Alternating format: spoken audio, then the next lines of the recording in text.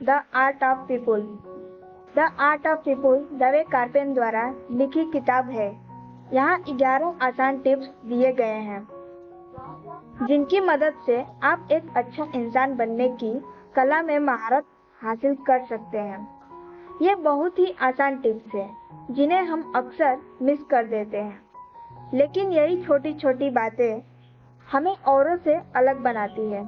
अपने आप को बेहतर समझने के लिए, एक अच्छा श्रोता बनने के लिए, दूसरों को प्रेरित करने के लिए, उन्हें वांटेड महसूस कराने के लिए, एक नेता की तरह उनका नेतृत्व करने और लोगों में खुशी बांटने के लिए, ये सभी चीजें हैं जिनको फॉलो करके हम लोगों को समझने में महारत हासिल कर सकते हैं। क्या आप लोगों को प्रभावित करना चाहते हैं? अपनी तरफ आकर्षित करना चाहते हैं? क्या आप लोगों को इन्फ्लुएंस करना चाहते हैं? क्या आप चाहते हैं कि पूरी दुनिया आपकी दीवानी हो?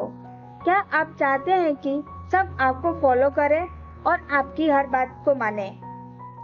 तो आज की समरी आपके बहुत काम आने वाली है, क्योंकि आज हम एक ऐसे आर्ट के बारे में बात करने वाले हैं जो दुनिया के सबसे सफल लोगों में पाई जाती है। कैसे वो लोगों को हैंडल करते हैं, कैसे वो लोगों से बात करते हैं, कैसे वो लोगों को इम्प्रेस कर जाते हैं, ये सब आप इस समरी में जानने वाले हैं। यहाँ तक कि ये भी कहा गया है कि अगर अपने डेल कार्नेगी की how to win friends and influence people नहीं पढ़ी है तो भी कोई बात नहीं, आप उसकी जगह इस किताब को पढ़ के बहुत कुछ सीख पाएंगे। हालांकि यदि आप इस महान किताब के समरी को केवल 12 मिनट में पढ़ना चाहते हैं तो नीचे दिए गए लिंक पर क्लिक करें। आज हम बात करने वाले हैं एक ऐसी किताब की जो हमें एक बेहतर इंसान बनने की कला को मास्टर कराना सिखाने वाली है। हम बात कर रहे हैं द आर्ट ऑफ पीपल किताब की। ये किताब दवे कार्पेन की लिखी हुई एक ऐसी गाइडलाइन है जो बताती है कि अपनी लाइफ के कुछ सबसे महत्वपूर्ण लोगों और रिलेशंस को कैसे मैनेज किया जाए। लोग हमारी लाइफ में मैटर करते हैं और लोग आपकी जॉब, कैरियर, लाइफ और रिलेशनशिप्स के मैनेजमेंट में या किसी भी चीज से ज्यादा अहमियत रखते हैं। इस किताब में लोगों को समझने के लिए, बेहतर रिश्ते बनाने के लिए और रिश्तों का ज्यादा से ज्यादा फायदा लेने के लिए 11 आसान टिप्स बताए गए हैं। तो चलिए समरी को शुरू करते हैं और इन 11 टिप्स के बारे में डिटेल्स में बात करते हैं। अध्याय 1, खुद को और दूसरों को समझने का लक्ष्य बनाएं।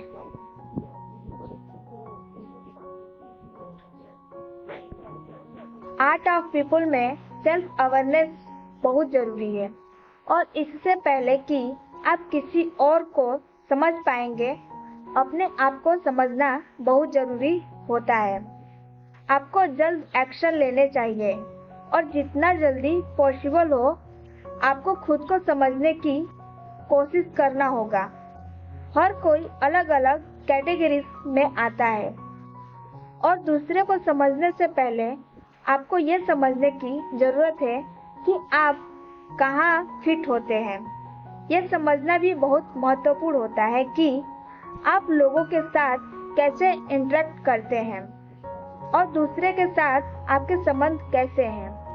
चाहे आप किसी को पसंद करते हो, लेकिन फिर भी आप उन्हें अपनी लाइफ में एडजस्ट करने की क्षमता को रखते ही है।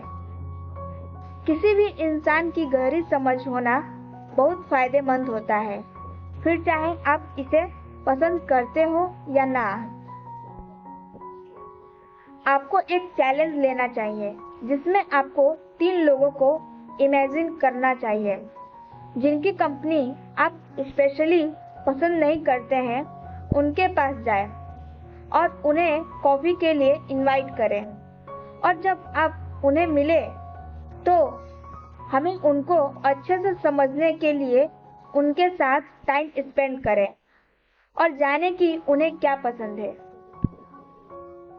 हो सकता है आप पहले की तुलना में उन्हें और भी ज्यादा नापसंद करने लगे, लेकिन जब आप पहले से बेहतर समझ पाएंगे, इसका मतलब यह है कि आपके पास उनके साथ फायदेमंद संबंध बनाने का कम से कम एक मौका होगा।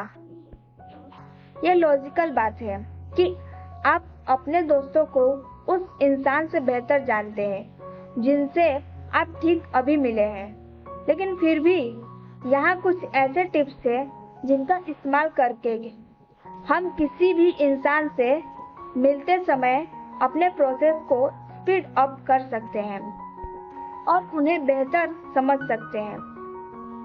आमतौर पर आप क्या करते हैं या आप कहाँ रहते हैं, ये सब पूछने की बजाय कुछ ऐसे सवालों पर फोकस करें, जैसे पहला, आपको क्या लगता है कि आपकी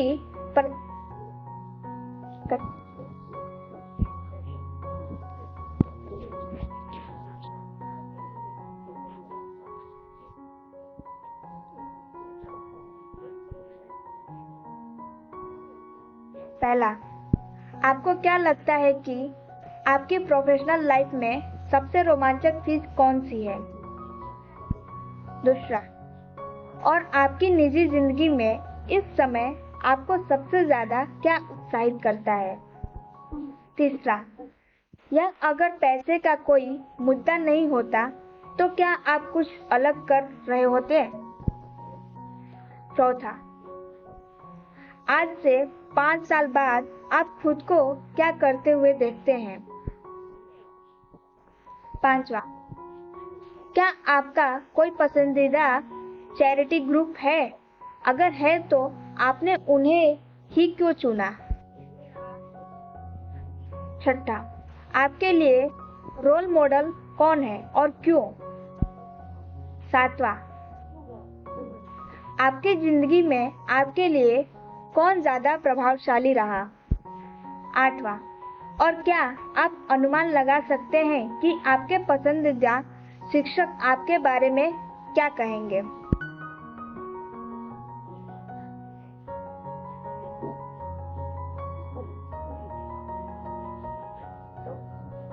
ये सवाल सिर्फ चुप्पी नहीं तोड़ते, बल्कि ये लोगों को उस बारे में बात करने के लिए मनाते हैं जो असल में मायने रखती है, जो चीजें उनकी पर्सनालिटी, उनकी वैल्यूज, उनके पसंद, उनकी उम्मीदें, उनके पैशंस के बारे में पता लगाती है। इंटरेस्टिंग मत बनिए, बल्कि दूसरों में इंटरेस्ट बनिए।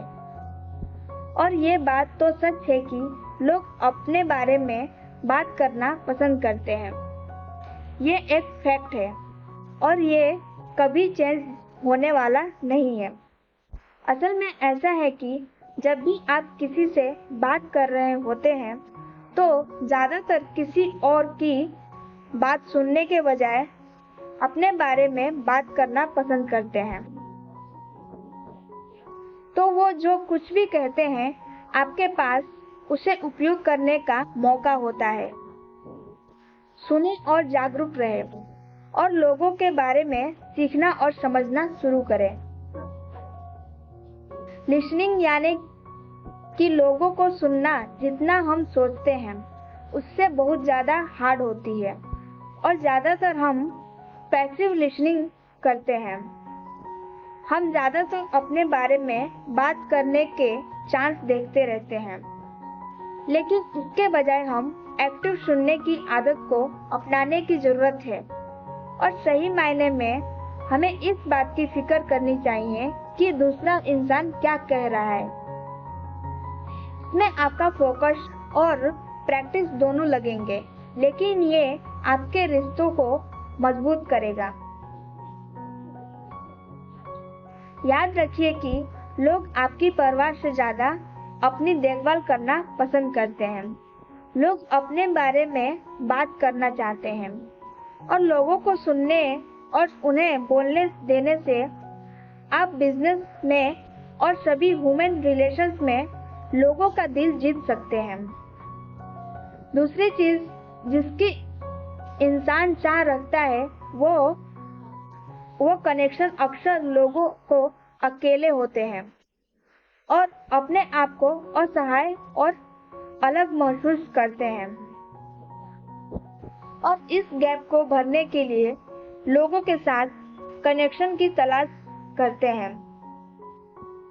और यही वजह है कि लोग को सुनना और उनसे कनेक्ट करना बहुत जरूरी होता है और ऐसा करने से आप उनके मूव्स को बेहतर कर पाएंगे, समझ पाएंगे और उनके अकेलेपन को कम करने में उनकी मदद करेंगे। इसके साथ साथ आप खुद को उससे बेहतर पाएंगे और उन पर अपना अच्छा इंप्रेशन डालेंगे। लेकिन इसे करने के लिए आपको एथनिक और लॉयल होने की जरूरत है। आप सेल्फिश टारगेट के लिए ऐसा नहीं कर सकते हैं और ये बहुत जरूरी है कि आप रिलेशन डेवलप कर रहे हैं, क्योंकि आप दोनों के लिए ये बहुत अच्छी चीज है।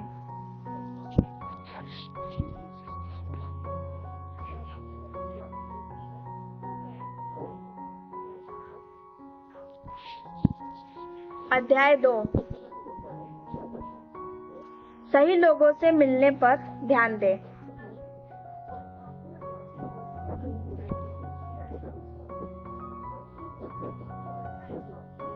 नेटवर्किंग के लिए एक साधारण सा तरीका है जिसके बारे में कोई बात नहीं करता है। भीड़ से बाहर खड़े होकर आप चाहते हैं कि लोग आपको नोटिस करें।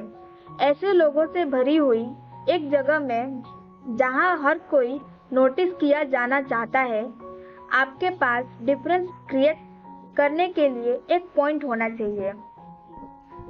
यहाँ कुछ तरीके हैं जो आपको अपने क्राउड से अलग दिखने में मदद कर सकते हैं। ज्यादातर लोग इसे अनावश्यक या एक ऐसी चीज मांगेंगे जो असल में काम नहीं करती है, लेकिन कोशिश करने में कोई समस्या भी नहीं है। आपको ध्यान आकर्षित करने वाले कपड़े पहनने चाहिए, कुछ ऐसा जो सबसे अलग हो और संभावित रूप से बातचीत शुरू करने वाला हो। शाइनिंग कपड़े या जूते और स्कार्फ या टाई, ये सब करने पर फोकस करें। कुछ ऐसा जिसे लोग नोटिस करें और आपसे बात करने के लिए एक्साइटेड हो।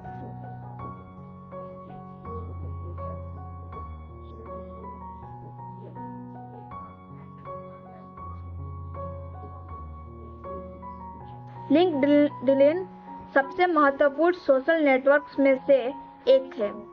अगर इसे सही तरीके से इस्तेमाल किया जाए तो आप लगभग किसी से भी कनेक्ट हो सकते हैं। आप हमें भी लिंक्डइन पर फॉलो करके पर्सनल कनेक्शन बना सकते हैं। इसे इस्तेमाल करने के लिए सबसे पहले एक प्रोफाइल बनाकर शुरू करें, जहां पर आप अपने स्कूल, शिक्षा संगठन जिसका आप हिस्सा रह चुके हैं, ग्रुप जिनके आप सदस्य रह चुके हैं, उनकी डिटेल्स ऐड करें।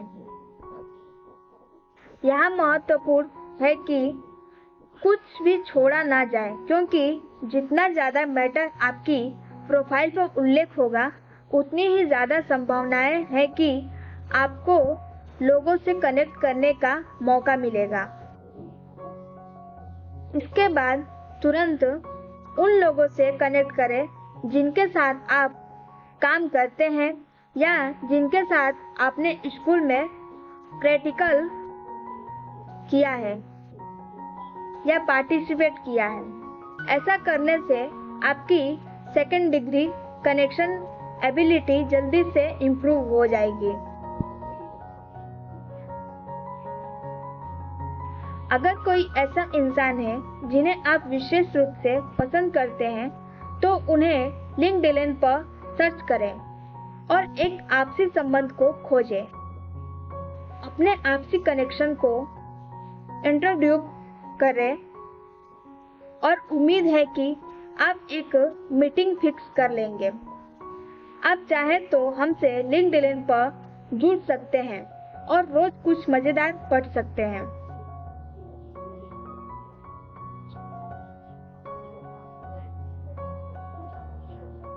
अपना एक पर्सनल एडवाइजरी बोर्ड तैयार करें। इसमें 7 से 11 लोग जुड़ सकते हैं। आपका एडवाइजरी बोर्ड आपको अपने पहले से तय लक्ष्य तक पहुंचने में मदद करता है। इसमें सही लोगों को चुनना है और ये समझना बहुत जरूरी है कि आपके टारगेट तक पहुंचने के लिए कौन कितना मददगार होगा। आपके बोर्ड में कम से कम 50% लोग ऐसे होने चाहिए जिन्हें आप पहले से ही जानते हो। कम से कम ऐसे लोग हो जिनसे आप कभी न मिले हो, लेकिन आपके आपसी संबंध हो। एक बार आपने ये तय कर लिया हो कि आपके एडवाइजरी बोर्ड में कौन होना चाहिए, तब आप उन्हें इनवाइट करें और सेट करें कि आप कब और कैसे उनसे रेगुलरली मीटिंग फॉलो करेंगे।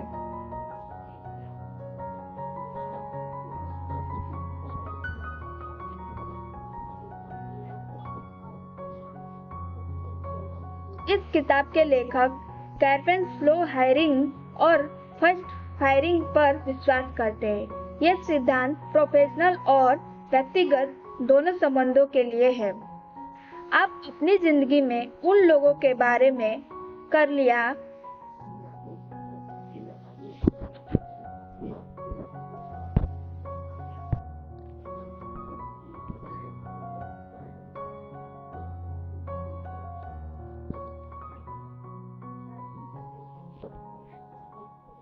इस किताब के लेखक कार्पेन स्लो हायरिंग और फर्स्ट फायरिंग पर विश्वास करते हैं। यह सिद्धांत प्रोफेशनल और व्यक्तिगत दोनों संबंधों के लिए है। आप अपनी जिंदगी में उन लोगों के बारे में सोचने के लिए समय दें जिन्हें आपने जल्दी में हायर कर लिया है, लेकिन आपका मकसद को पूरा नहीं कर रहे हैं। ऐसे लोगों को अलग कर देना चाहिए और जाने देना चाहिए। अपने दोस्त, कर्मचारी और जान पहचान के लोगों पर ज्यादा ध्यान देना चाहिए। दूसरी तरफ आपको स्लो हायरिंग करने की जरूरत है। जल्दबाजी में लोगों के साथ इंटेंस रिलेशनशिप मत बनाइए जब तक आप ये जान न ले कि आपका ये फैसला सही है या नहीं। अपना समय लें और कोई कम्युनिकेट करने से पहले एक दूसरे को अच्छे से जान लें, और ये बात प्रोफेशनल और पर्सनल दोनों रिलेशनशिप के लिए होती है। आप लोगों को अपने इनर सर्कल में लाने से पहले अपना समय लें, लेकिन जब भी आपको लगे कि वो गलत है तो उन्हें बाहर निकालने से डरे भी नहीं। इंसान होने का एक हिस्सा ये भी है कि उसे पसंद करने की जरूरत है। आपकी हमेशा सबके सामने एक अच्छे इंसान बनने की तमन्ना आपको लॉन्ग टर्म में नुकसान पहुंचा सकती है। कुछ लोग ऐसे भी होते हैं जो आपकी मदद काफी लेते हैं, पर असल में आपको रिटर्न में कुछ भी नहीं देते हैं, और ऐसे लोगों को आपको हमेशा उपेक्षा करनी चाहिए। वहीं दूसरी तरफ हम सभी बिजी रहते हैं और ज्यादातर लोगों को अपना सारा समय देने में रिस्क नहीं ले पाते हैं। कभी कभी जब आप किसी की दी गई वैल्यू के बारे में अनिश्चित होते हैं तो आप उन्हें बिना कोई चांस दिए बाहर निकाल देते हैं। हालांकि ये आपके पक्ष में काम कर सकता है, लेकिन कभी-कभी आप कीमती चांस को मिस कर सकते हैं। लोगों को अपना समय कमिट करने के पहले और उन्हें निकालने से पहले उनके बारे में और रिश्तों के बारे में समझने के लिए समय निकालें।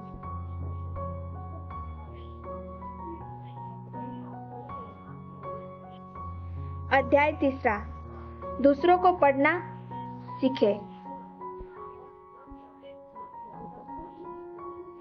हमने पहले से ही दूसरों को सुनने की अहमियत पर बात की है, लेकिन यह समझना आवश्यक है कि सुनना केवल कानों द्वारा सुनना ही नहीं है। किसी को वाकई में सुनने के लिए आपको उस पर ध्यान देना होगा कि सामने वाला इंसान क्या कह रहा है। आपको यह समझने के लिए एक जागरूकता की जरूरत है कि वो क्या कह रहा है और इसका क्या मतलब है।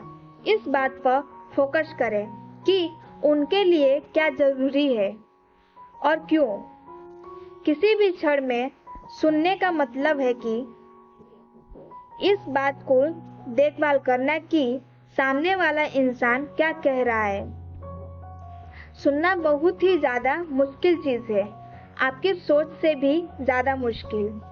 आपको यह सीखने की जरूरत है कि अपने कान के साथ साथ अपनी आंखों से कैसे दूसरे इंसान की बात सुनी जाए। अक्सर लोगों को अपनी बातों का मतलब समझने के लिए बहुत सारे नॉन वर्बल संकेतों और इशारों का उपयोग करते हैं। हम आपके साथ एक लिस्ट शेयर करते हैं जिसमें ये बताया गया है कि आपको किन बातों पर ध्यान देना चाहिए, जैसे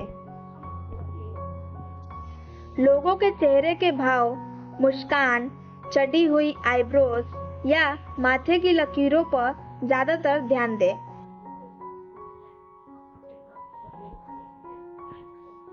दूसरा, क्या उनके पोस्चर चेंज हो जाते हैं। उनकी फिजिकल एक्टिविटीज पर ध्यान करें कि वो लोग कंफर्टेबल लग रहे हैं या नहीं। तीसरा, अक्सर लोग हाथ से बात करते हैं, जैसे वेव करके, पॉइंट करके या एनिमेटेड बोल के, तो इस बात पर ध्यान दें। अगला, अपने आई कांटेक्ट को मेंटेन रखें और ये भी देखें कि सामने वाला भी आई कांटेक्ट मेंटेन कर रहा है या नहीं। फिजिकल स्पेस पर भी ध्यान रख करें जिसे आप इस्तेमाल कर रहे हैं, जैसे क्या आप पास है या दूर। स्पेस आपको इंटीमेसी, निकटता, गुस्सा और दूरी के संकेत भेजते रहते हैं। इस पॉइंट पर भी ध्यान दें कि कौन कैसी बात कर रहा है। उनकी टोन को सुनिए, क्या टोन चेंज हो रही है और ये क्या कर रही है। लोगों से अपने संबंध सुधारने के लिए मिररिंग का उपयोग करें, लेकिन ये भी महत्वपूर्ण है कि आप जो भी कर रहे हैं वो ऑथेंटिक होना चाहिए। आप उस चीज को रिपीट नहीं कर सकते जो आपने बिना सिंसियरिटी के सुनी है। मिररिंग के काम करने के लिए हमारा वाकई में परवाह करना जरूरी है। आमतौर पर लोग सलाह नहीं चाहते हैं, भले ही वो इसके लिए पूछ क्यों ना रहे हो। वो सिर्फ ये चाहते हैं कि उन्हें सुना जाए, जैसे कि आप मिररिंग की प्रैक्टिस करते हैं और उसमें अच्छे हो जाते हैं, जो आप लोगों को सुनने में मदद करेंगे और लोग आपको इसके लिए प्यार भी करेंगे।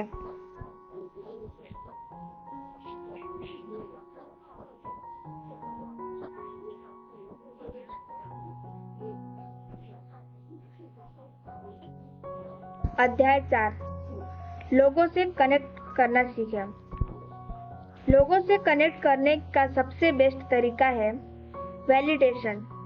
हालांकि वैलिडेशन मुश्किल हो सकता है, खासकर जब आप किसी दूसरे इंसान से सहमत नहीं होते हैं।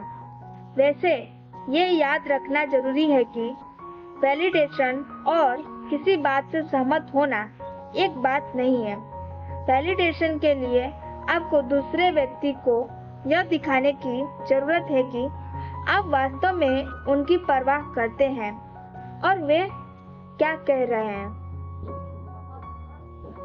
आपको ये शो करने की जरूरत है कि आप उन्हें समझते हैं।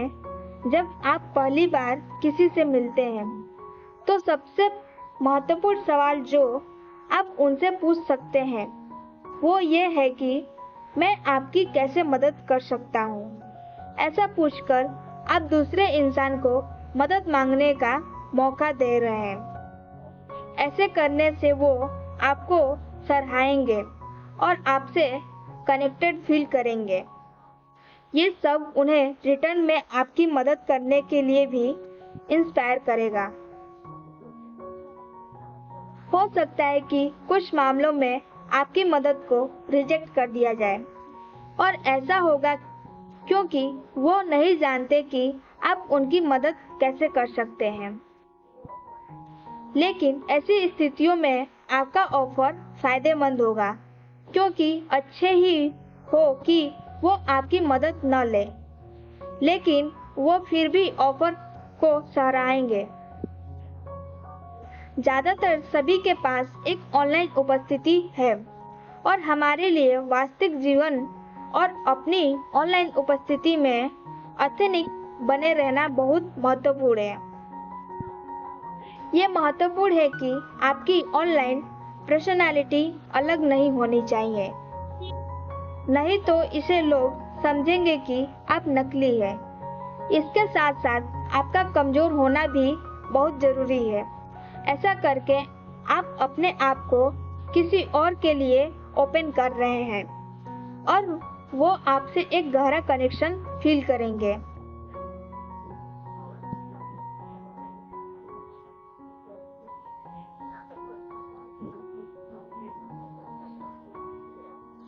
वो आपसे और आपकी वैल्यूएबिलिटी से बेहतर संबंधित हो पाएंगे और ये एक नया कनेक्शन स्थापित करने में बहुत ज़्यादा शक्तिशाली साबित हो सकता है। इसलिए रोने से डरे नहीं। यहाँ एक गोल्डन रूल है जिसे रूल को हम सीख कर बड़े हुए हैं, और वो रूल ये है कि दूसरों के साथ वैसा ही करो जैसा आप अपने साथ होते हुए देखना चाहते हैं। ये एक ऐसी चीज है जिसे हम पहले से ही सुन चुके हैं और जिसे कई बार कहा भी गया है, लेकिन फिर भी इस रूल के साथ कुछ मूलभूत कमजोरी भी है, और वो ये है कि यहाँ हर कोई अलग है। कुछ निश्चित शर्तों में आप एक तरह से ट्रीट किया जाना पसंद करेंगे, लेकिन उसी कंडीशन में किसी और को बहुत अलग तरह के ट्रीटमेंट की जरूरत होगी। कॉन्टेक्स्ट समझना भी उतना ही महत्वपूर्ण है जितना लोगों को समझना है। इसलिए हमें इस नियम के बदले वर्जन के साथ जीना चाहिए जो ये कहता है कि दूसरों के साथ वैसा ही करें जैसा वो अपने साथ करवाना चाहता है।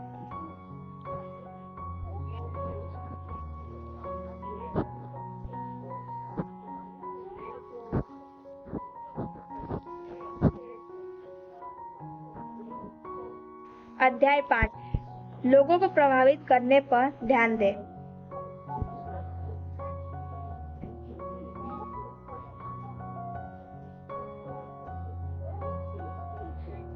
आप वाकई में प्रभावशाली होना चाहते हैं? आप लोगों को अपने विचारों के साथ चलने के लिए प्रेरित करना चाहते हैं? इसको करने के कुछ तरीके भी हैं, जैसे कुछ लाइंस का उपयोग ना करें, जैसे मेरे पास एक आइडिया है। कभी भी मैं शब्द का उपयोग ना करें। हालांकि आपको अपने विचार और परिणाम की दिशा में दूसरे को धीरे से धक्का देना चाहिए, लेकिन ज़्यादा क्लियर भी न दिखाइए, उन्हें गैप भरने दें। आप जो चाहते हैं उसका उल्टा समझाने की कोशिश करें। इस विकल्प के मुद्दों को पहचानें और उम्मीद है कि दूसरे आपके विचार को पकड़ पाएंगे। अगर दूसरे आपके विचारों को मेंशन करते हैं, चाहे उससे मिलता जुलता या एक कदम सटीक, उससे सहमति जताएं और प्रोत्साहित करें। आप उन्हें वैकल्पिक विचार सुझा सकते हैं। अगर वो वही ना हो जो आप चाहते हैं, उन्होंने सुझाव दे कि उनके विचार में शुरुआती बिंदु हूँ, लेकिन इसे और बेहतर बनाने के लिए कुछ तरीके भी हैं। आपको असल में सेल्फ स्पीच से बचने की जरूरत है, क्योंकि हर कोई एक सेल्फ स्पीच को 1 मील दूर से समझ जाता है और किसी को भी कोई चीज सेल किया जाना पसंद नहीं होता। ऐसे मामले में कहानी सुनना एक बेहतर विकल्प है। कहानियाँ इंसान को भावनात्मक स्तर पर आपके साथ कनेक्ट करती है।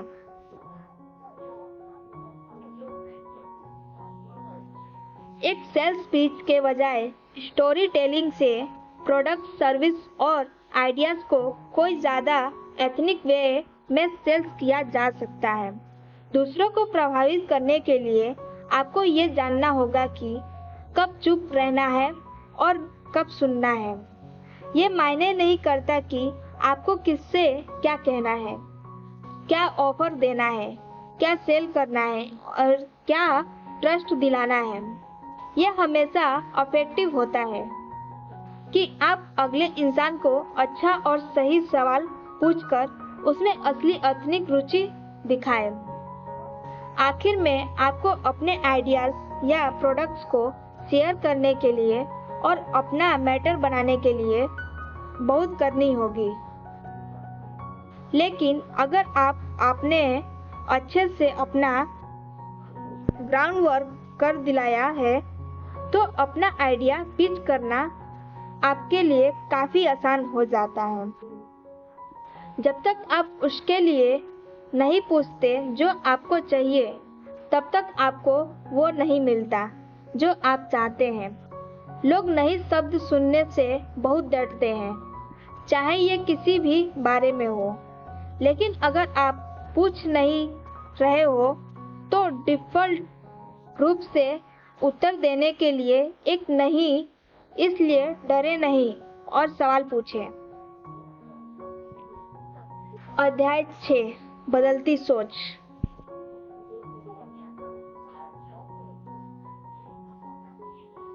से प्रभावित करने के लिए दूसरे के दिमाग को बदला ना करें, बल्कि अपने खुद के माइंडसेट को बदलें। अपनी मानसिकता को बदलें। किसी और की मानसिकता के बदलने तक प्रतीक्षा करने से बेहतर है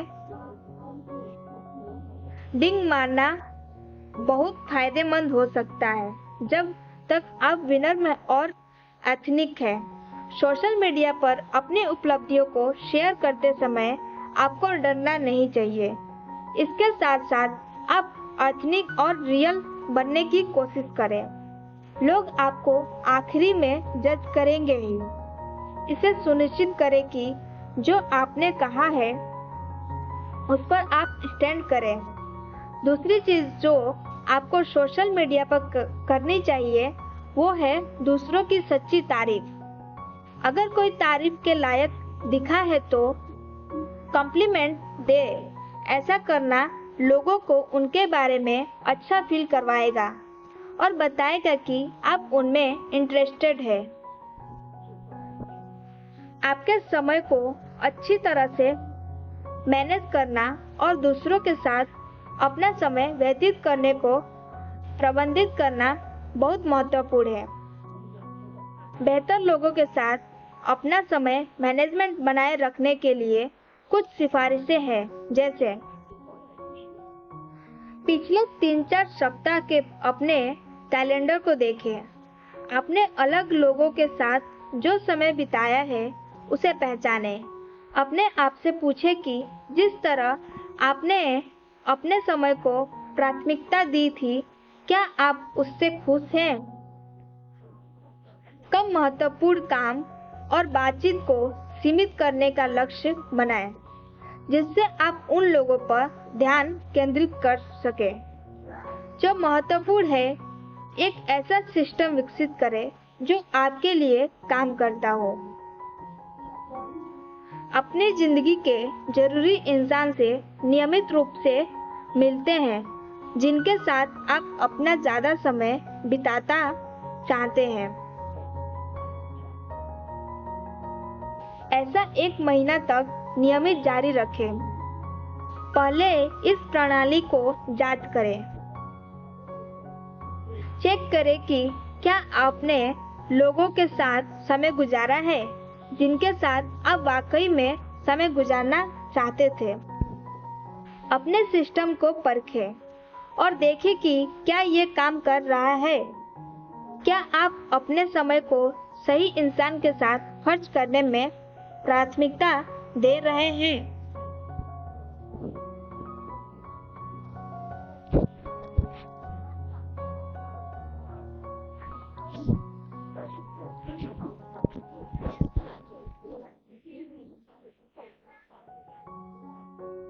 अध्याय 7, खुद एक शिक्षक बने।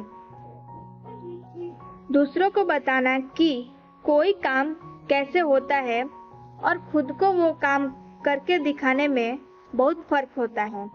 ये मैटर नहीं करता कि आपके छात्र कौन हैं, लेकिन चीजों को खुद करके दिखाना लॉन्ग टर्म में फायदेमंद होता है। एक अच्छा शिक्षक बनने के लिए आपको सब्र का अभ्यास करना चाहिए, क्योंकि जो लोग सब्र करते हैं वो किसी को भी किसी भी चीज के बारे में सिखा सकते हैं। आपको हर एक स्टेप को समझने के लिए और दूसरों को दिखाने के लिए समय निकालना होगा। सब्र रखें और चीजों को आसान बनाएं ताकि लोग समझ सके कि आप उन्हें क्या सिखा रहे हैं। अपनी ताकत को समझें और दूसरों को सिखाने के लिए उनका इस्तेमाल करें। ये याद रखना महत्वपूर्ण है कि 2 लोग एक जैसे नहीं हो सकते और आपकी ताकत किसी और से अलग हो सकती है। किसी को कुछ नया सिखाने का टारगेट रखते समय ये न समझे कि वो आपके जैसे ही है। पहले उनकी ताकत को पहचानें और उन्हें समझें। अपनी शिक्षक क्षमताओं को बेहतर बनाने के लिए आप कुछ अच्छी गतिविधियों को आजमा सकते हैं, जैसे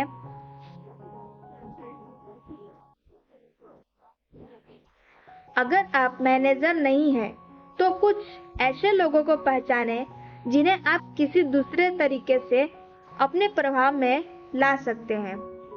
अपने कुछ पसंदीदा स्कूल टीचर्स को याद करें कि उनकी टीचिंग्स आपके लिए कितने फायदे थे और उन्होंने आपकी परफॉर्मेंस पर कैसे असर डाला।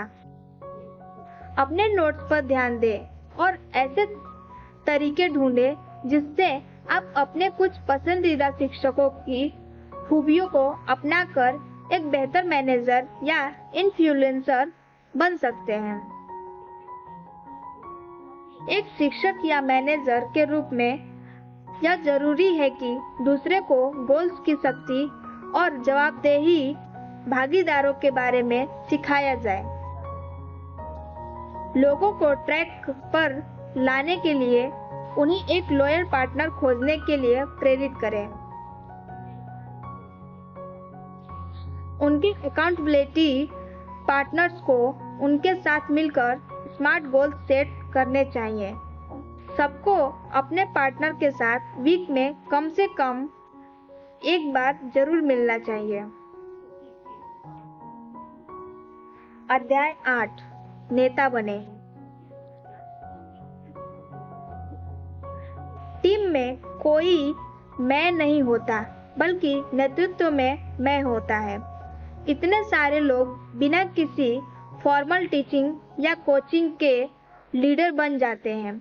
हम आपके साथ कुछ ऐसी चीजें शेयर कर रहे हैं जिन पर अच्छे नेताओं को हमेशा ध्यान लगाने की जरूरत है, जैसे अपनी टीम के विजन को पहचानना और उस विजन को अपनी टीम के साथ स्पष्ट रूप से बताना। दूसरा, ये सुनिश्चित करें कि टीम में सही इंसान सही रोल निभा रहा है। तीसरा, ये पक्का करना कि आपके मन चाहे लक्ष्य को हासिल करने के लिए अच्छे खासे पैसे और उपलब्ध संसाधन हो। चौथा, एक नेता के रूप में पारदर्शी होना बहुत महत्वपूर्ण है। हालांकि ये मुश्किल काम है, लेकिन आपको वो इंसान बनने की जरूरत है जो बुरी खबरें देता है। ये आपके पर्सनल और प्रोफेशनल लाइफ दोनों के लिए लोगों के साथ जितना हो सके उतना ईमानदार और पारदर्शी होने की कोशिश करें। बुरी खबर देते समय स्पष्ट, सीधे और सकारात्मक रहे। परिवार और सहकर्मियों के साथ पारदर्शिता ट्रस्ट बिल्ड करेगा और संबंधों को गहरा बनाएगा। इन दिनों कोई भी नेता बन सकता है, फिर चाहे वो आप अपनी कंपनी के किसी ग्रुप को लीड कर रहे हो, आपकी टीम, आपका डिपार्टमेंट या आपकी फैमिली हो। आप एक नेता बन सकते हैं, भले ही आपके पास कोई ऑफिशियल लीडरशिप रोल भी ना हो। बस आप अपने आसपास के लोगों के लिए एक अच्छा उदाहरण सेट कर रहे हो और आप अपनी टीम में कई लीडर्स भी विकसित कर सकते हैं।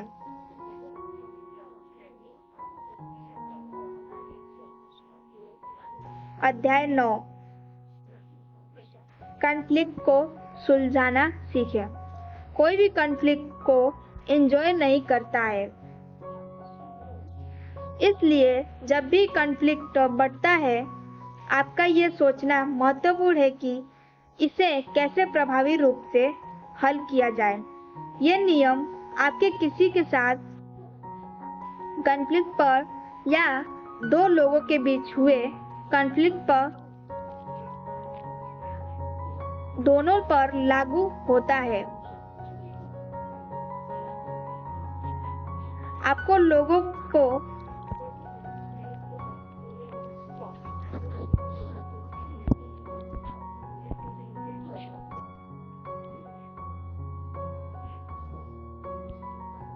अध्याय 9, कॉन्फ्लिक्ट को सुलझाना सीखें। कोई भी कॉन्फ्लिक्ट को एंजॉय नहीं करता है, इसलिए जब भी कॉन्फ्लिक्ट बढ़ता है, आपको ये सोचना महत्वपूर्ण है कि इसे कैसे प्रभावी रूप से हल किया जाए। ये नियम आपके किसी के साथ कॉन्फ्लिक्ट पर या दो लोगों के बीच हुए कॉन्फ्लिक्ट पर दोनों पर लागू होता है। आपको लोगों को शांत करने की जरूरत है। यहाँ हमें कोई विजेता नहीं ढूंढना है, बल्कि एक ऐसा समाधान ढूंढना है जो लोगों के लिए काम करे। आमतौर पर कॉन्फ्लिक्ट तब होता है जब कोई सुनने या मदद पाने के लिए कॉन्फ्लिक्ट कर रहा होता है। दोनों पक्षों को समझे और हर किसी को अपनी बात कहने का मौका दे।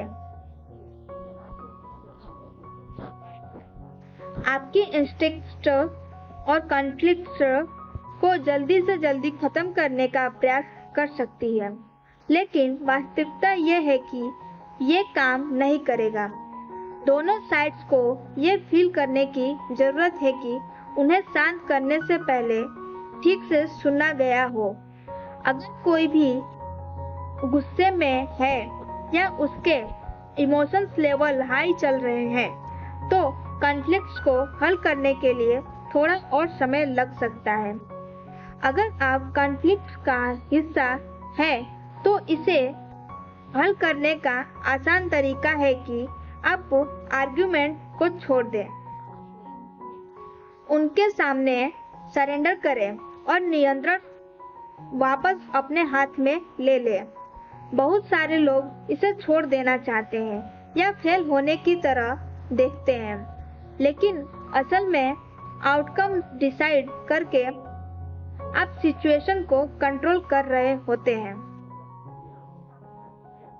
कभी आप लोगों के साथ कॉन्फ्लिक्ट को आसानी से हल कर सकते हैं और कभी-कभी उसमें मेहनत लगती है, लेकिन समय और प्रयासों के साथ उचित सुनकर और मिररिंग करके और धैर्य के साथ आप सब ठीक कर सकते हैं। लेकिन कभी-कभी कॉन्फ्लिक्ट्स को हल नहीं किया जा सकता है।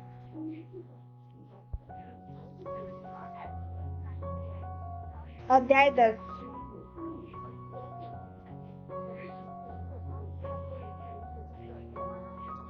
लोगों के लिए प्रेरणा बने। याद रखिए कि ये सब आपके बारे में नहीं है। चाहे आप 3,330 या 3 ऑडियंस से बात कर रहे हो, कि आपकी विश यही होनी चाहिए कि उन्हें इंस्पायर करें और कैसे करें। यदि आपकी आशा उन्हें प्रेरित करने की है, तो आपका मटेरियल और आपकी डिलीवरी उनके बारे में होनी चाहिए कि किस तरह से वो ग्रो कर सकते हैं। बहुत से लोग अपने खुद के एजेंडा में फंस जाते हैं और खुद पर और अपने प्रोडक्ट पर ज्यादा फोकस करते हैं। वो भूल जाते हैं कि उनका मुख्य लक्ष्य क्या है। दूसरों को कुछ सेल करना, इसलिए ये महत्वपूर्ण है कि आप उन पर अपना फोकस करें कि आपका प्रोडक्ट या आपकी सर्विस उनकी लाइफ को कैसे बेहतर बना सकती है या उनकी समस्याओं को कैसे हल कर सकती है। दयालुता बहुत महत्वपूर्ण होती है और ये लोगों को बेहतर फील करवा सकती है। जरूरी नहीं है कि ये कोई बड़ी चीज हो या कोई छोटा काम जैसे कचरे को उठाना। लोग कहीं एंटर कर रहे हैं तो उनके लिए दरवाजा पकड़ना या इंस्पायर करने वाले लोगों से टच में होना, बस आपको कुछ देर के लिए अपने आप पर फोकस करने के बजाय किसी और पर फोकस करना होगा। किसी को भी आलोचना अच्छा नहीं लगती, लेकिन रचनात्मक आलोचना सुधार का एक मुख्य पैरामीटर है। फीडबैक बहुत ही महत्वपूर्ण चीज है और बहुत ज्यादा जरूरी भी है। फीडबैक देते समय याद रखें कि आपकी आलोचना हमेशा रचनात्मक हो और कुछ बातों पर ध्यान दें, जैसे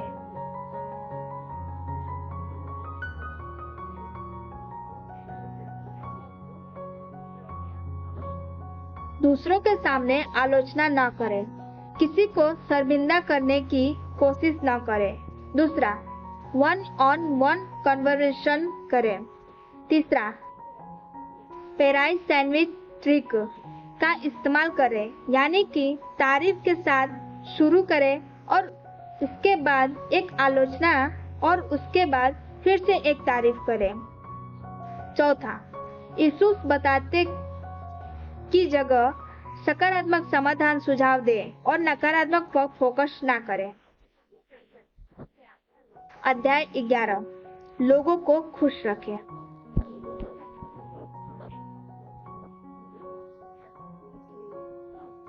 आखिरी टिप यह है कि आपको लोगों को खुश रखने की जरूरत है। आप क्रिएटिव तरीकों के बारे में सोचें जिससे आप अपनी जिंदगी के महत्वपूर्ण लोगों को सरप्राइज कर सकें और खुशी को प्रमोट कर सकें।